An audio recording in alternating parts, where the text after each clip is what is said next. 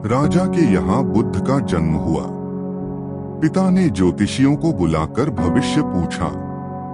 उन्होंने कहा, या तो यह सम्राट होगा और या तो यह साधु होगा। एक तरह से देखा जाए तो सच्चा सम्राट भीतर से साधु ही होता है।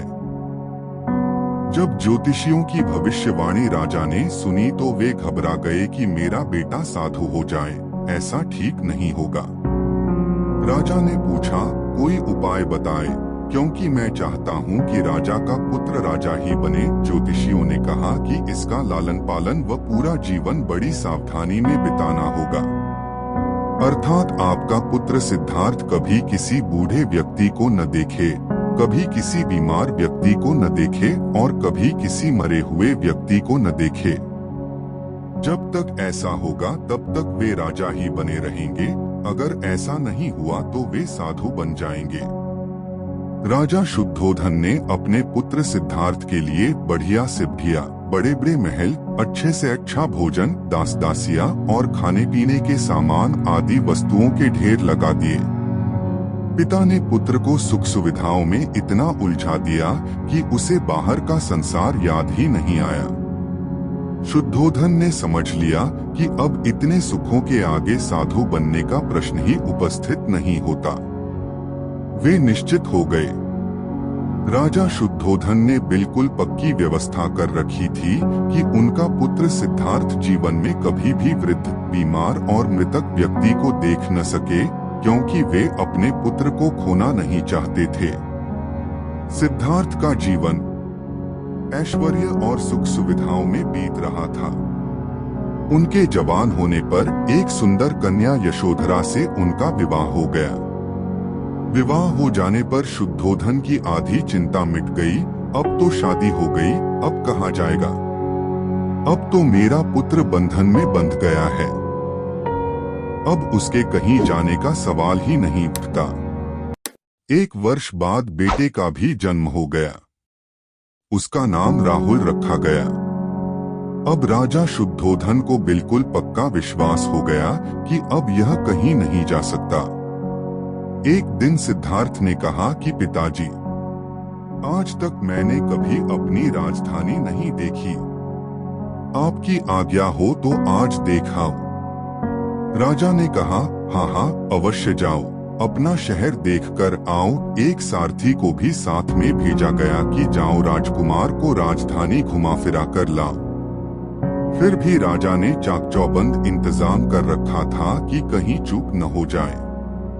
सिद्धार्थ के लिए राजधानी के प्रमुख मार्ग खूब सजाए गए थे, पर घूमते घूमते सिद्धार्थ ने थोड़ा उल्टा मार्ग ले लिया।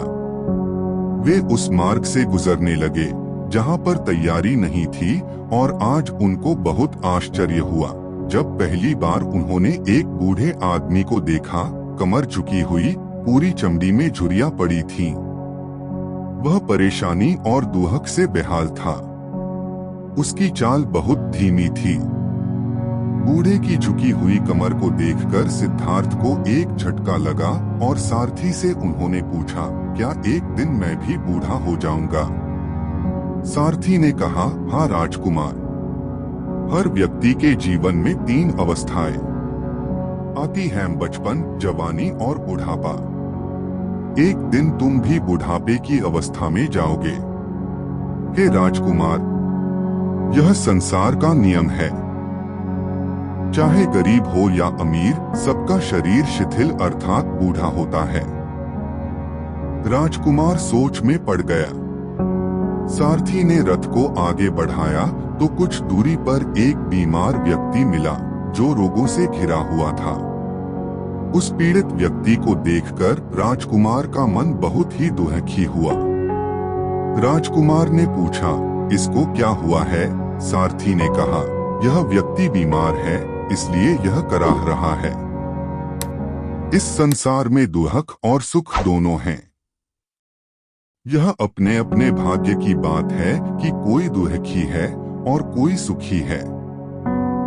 क्या मैं भी कभी बीमार हो सकता हूँ? सारथी ने कहा, आप यह विचार अभी छोड़ दें। समय बड़ा बलवान होता है। ये सारी बातें कर्मों पर निर्भर करती हैं। चाहे राजा हो या रंक, सुख दुख सब पर आते हैं। अगर शरीर में कोई रोग आना है तो वह आएगा। यह सब सुनकर राजकुमार सोच में पड़ गया। सारथी ने रथ को कुछ आगे बढ़ाया तो सामने से 4 कंधों के ऊपर एक अर्थी को जाते हुए देखा। राजकुमार ने ऐसा पहली बार देखा था। उसने सारथी से पूछा, यह क्या है?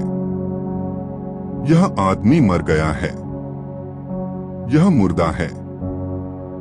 जो व्यक्ति मर जाता है उसको बांधकर श्मशान भूमि में ले जाते हैं, फिर वहां पर उसे जला दिया जाता है। राजकुमार ने कहा, क्या सबको मरना पड़ता है? हाँ, सबको मरना पड़ता है। यह मृत्युलोक है। जो जन्म लेता है उसे कभी न भी अवश्य ही मरना पड़ता है। तो इसका मतलब यह हुआ कि ठीक इसी तरह से एक दिन मुझे भी मरना होगा। मेरी देह भी मुर्दा होगी और मुझको भी 4 कंधों पर उठाकर ले जाया जाएगा। मुझको भी ऐसे ही रस्सियों से बांधा जाएगा। मेरे भी आगे पीछे घर के सदस्य रोएंगे, तड़पेंगे और जिस संसार को मैंने इकट्ठा किया है वह सारा का सारा मुझसे छूट जाएगा। इसका मतलब यह हुआ कि क्या एक दिन मैं भी मर जाऊंगा? क्या एक दिन यशोधरा भी मर जाएगी? क्या एक दिन मेरा राहुल भी मर जाएगा? सारथी ने कहा, हाँ राजकुमार, एक दिन मैं भी मरूंगा, आप भी मरेंगे, यशोधरा भी मरेंगी और राहुल भी मरेगा, क्योंकि यह सब मरने के लिए ही पैदा होते हैं। उस रात सिद्धार्थ सो न सके। सोचने लगे कि क्या संसार में इतना दुख है, रोग है, बुढ़ापा है, और ऐसे में मैं खा पी कर कैसे जी सकता हूँ? नहीं नहीं, ऐसा मुझसे नहीं हो सकता। मुझे खोजना होगा उस तत्व को जो दुख, पीड़ा और शोक से रहित हो, जो भय, भ्रम और भूल से परे हो, जो अनंत आनंद से भरा हो, जिसे पाकर फिर और कुछ पाने की इच्छा न हो। सिद्धार्थ वैराग्य के शिखर तक पहुंच चुके थे। बस उसी रात को उन्होंने घर छोड़ दिया। सारथी से कहा कि नगर की सीमा से दूर ले चलो। नगर के बाहर पहुंचकर सारथी को लौटा दिया। फिर कई दिनों तक वन में चलते गए। एक घने पीपल के वृक्ष के नीचे आसन लगाकर ध्यान में लीन हो गए।